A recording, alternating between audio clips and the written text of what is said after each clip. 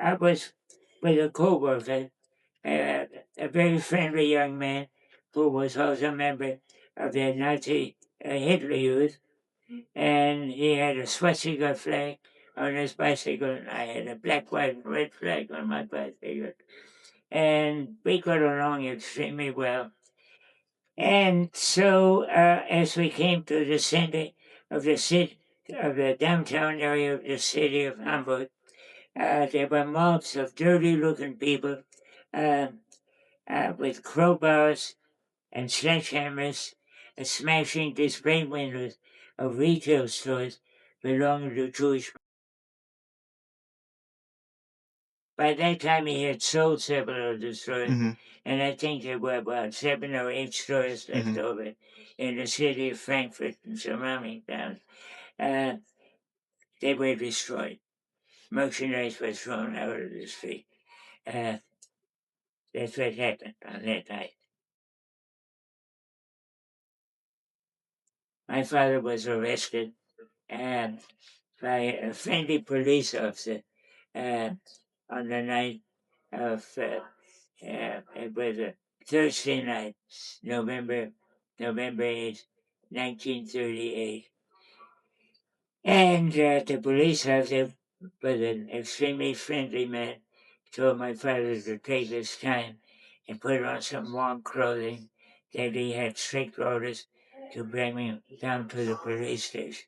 And then he also told my father to have something to eat.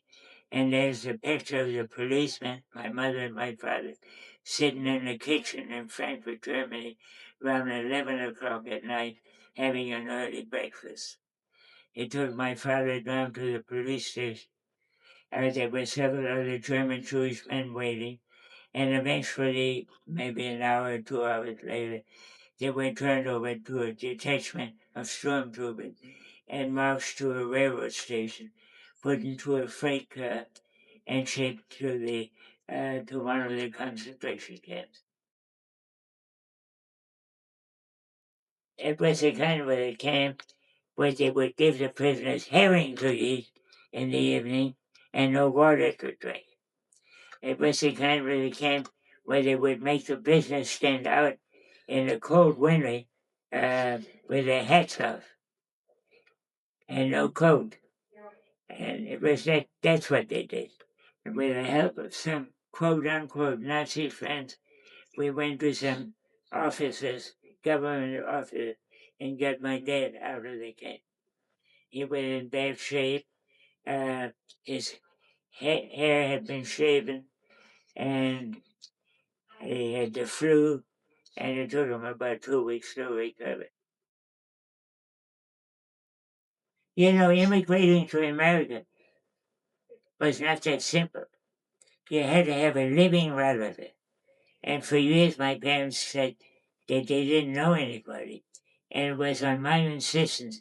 I said, in that case, you check with cousins and second cousins. And sure enough, there was a second cousin who eventually immigrated to Italy. And he said, yeah, I got a cousin living in New Jersey. I said, and he gave my parents the address. And they wrote to him, and he was nice enough to give our family an affidavit showing that if and when we came to America, uh, if we needed help, he would take care of us. When we came to America and invited us to dinner once, and actually let us know right then there you're on your own. And we were. And with the help of some other relatives, we were able to find an apartment in uptown Manhattan for $50 a month.